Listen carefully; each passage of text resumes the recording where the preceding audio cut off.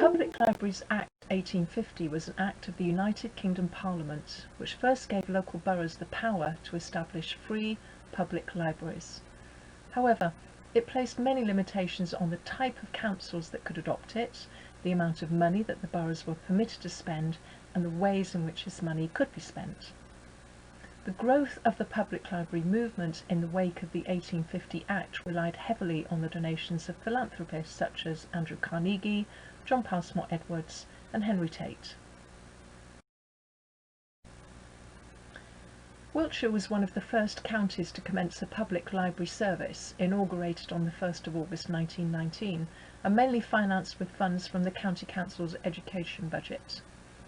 This Wiltshire Council Subcommittee report, dated the 28th of November 1919, detailed the first instalment of the grant by the Carnegie Treasurer, promised for the County Library scheme. It states, "The subcommittee reported the receipt of a communication from the Treasurer of the Carnegie United Kingdom Trust, forwarding a sum of £1,794, being the first instalment of the grant promised by the trustees for the County Library scheme." And during the meeting it was resolved that the County Agricultural Education Committee be invited to cooperate with the Library Subcommittee in the formation of an agricultural library,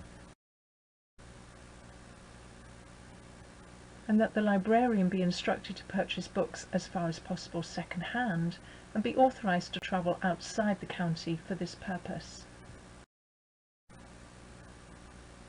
The librarian be instructed to invite the cooperation of the press in making the policy of the library known to the public and inviting gifts of books to the library.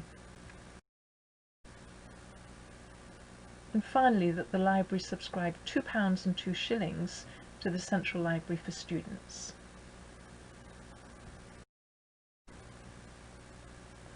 Initially, the service consisted of circulating ex-army ammunition boxes of books to distribution centres. These were mostly in local schools.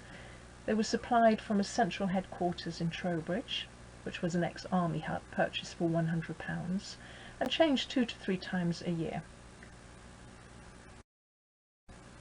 And here is the said army hut.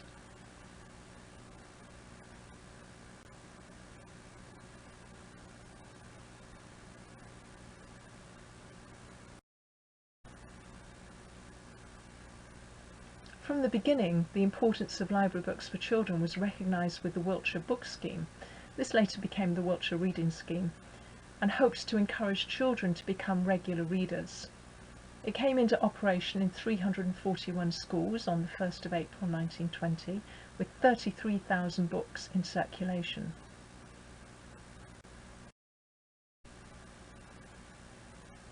And this is the first annual report of the Library Subcommittee. And it stated, "There is reason to believe that a firm foundation for the library scheme for adults will be laid if the reading habit can be established while children are at the elementary school." It also stated that the library provides books of fiction and general literature primarily for the use of children above 10 years of age, books of fiction and general literature for the use of adults, books for teachers on the history and practice of education, technical books on agriculture and local industries, and books relating to Wiltshire.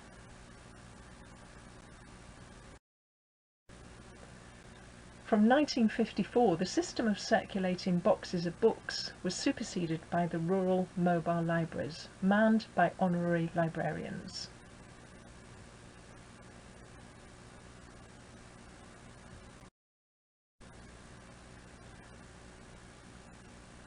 This is the cover of the Wilts County Library Guide for Honorary Librarians, dating to around 1955.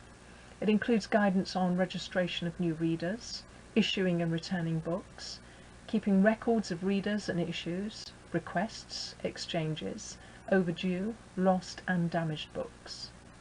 In it, point 9 lists contact with infectious diseases. Books exposed to diphtheria, smallpox, typhoid and paratyphoid fevers or poliomyelitis are to be disinfected by the sanitary inspector before being returned to the library.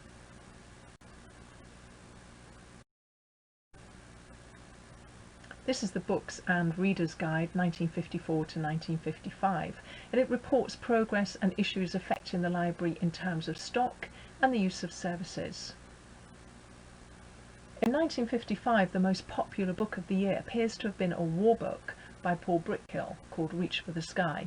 It was a biography of an English hero in World War II who lost both legs in an air crash, learned to walk again, and became a fighter pilot during the Battle of Britain.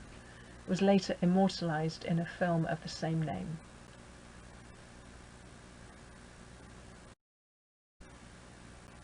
Apparently in 1961, every 5 minutes throughout each working day, a mobile library stopped in some village or hamlet in Wiltshire. In the first 11 months of the mobile library scheme, over 100,000 books were issued. And this shows Route 19 for the children's mobile from 1967.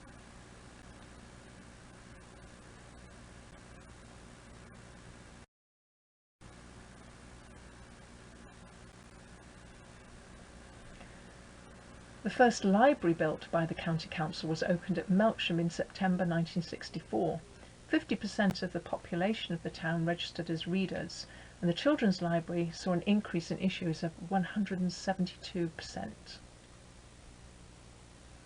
Others followed, such as Upper Stratton in 1967 and Devizes in 1968. The new library in Devizes meant that the Wiltshire collection, which was one of the main provisions of the original library scheme, and now housed at the Wiltshire Swindon History Centre, could finally be displayed properly. 9 new libraries were built in 2 years over 1969 to 1971, including Box, Westbury, Mere and Corsham. By 1972, over 60% of the population was served, which was well over the national average.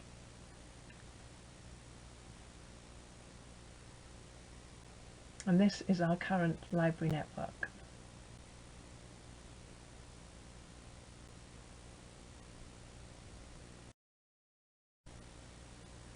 Of course, there were no computerised catalogues then. Each book was detailed on a catalogue card which could be searched by author or subject, and how to find a book guided new readers in their search. Library members were issued with a reader's ticket, like this one. And Anne from Warminster Library, who began working in the library service in 1973 and still works for us, said, "I found the job very interesting, learning the Brown issuing system, a reader's card with a ticket of the book they had taken out." National Libraries Week was first celebrated in March 1966. By March 1967, writer, journalist and broadcaster Elspeth Huxley, an Oaksey resident, was writing about National Libraries Week in Homes and Gardens magazine. She said, "My own county, Wiltshire, issues most attractive guides for children's reading, one on crime, an up-to-the-minute list of books on world poverty and hunger, and runs a first-rate library for schools."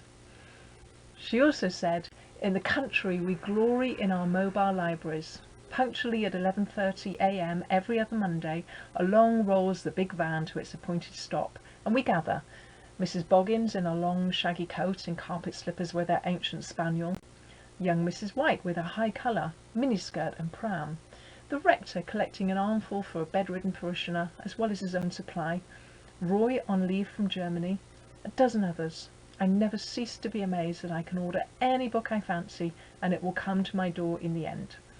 Our job is to make available to everyone the whole field of knowledge," said our county librarian, "and in unlimited quantities.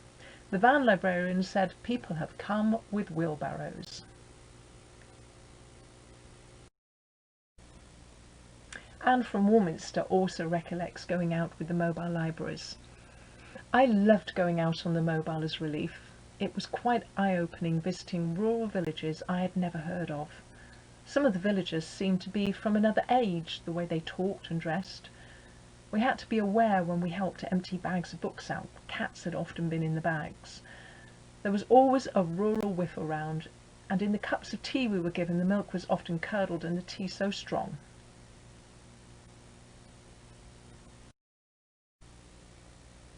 National Libraries Week has continued to be enjoyed as part of regular events and exhibitions held across local libraries. A remarkable 25,000 people visited galleries at Salisbury Library over just 6 months during October 1975 to March 1976.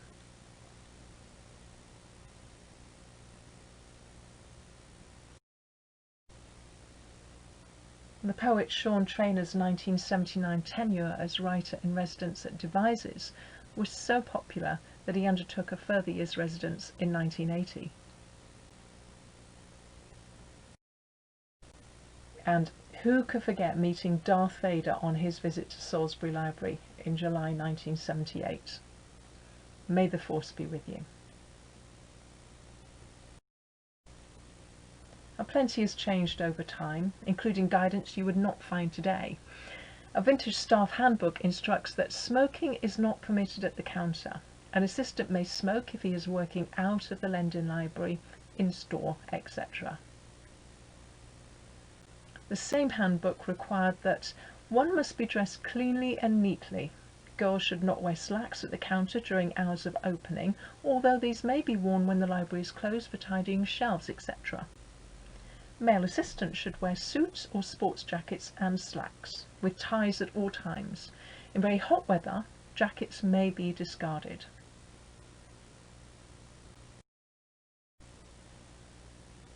But things change, and in this leaflet from 1981, there are lots of services for adults and young people, including educational resource centres, local history, drama, music and recorded sound library, archaeology, and even music on cassettes and gramophone records. And to help look after the records, there was a handy guide for all the customers.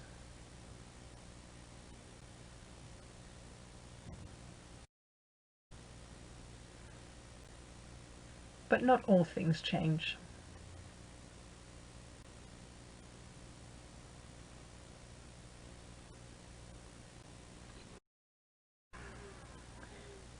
In the year 2018 to 2019, there were 179,466 registered members of the Library Service and over 1.6 million issues of physical books.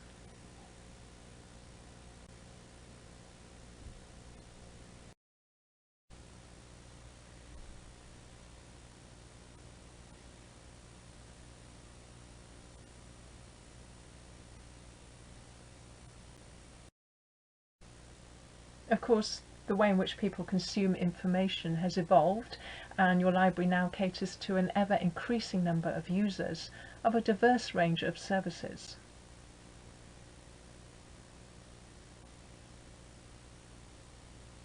The question is, what changes will the next 100 years bring?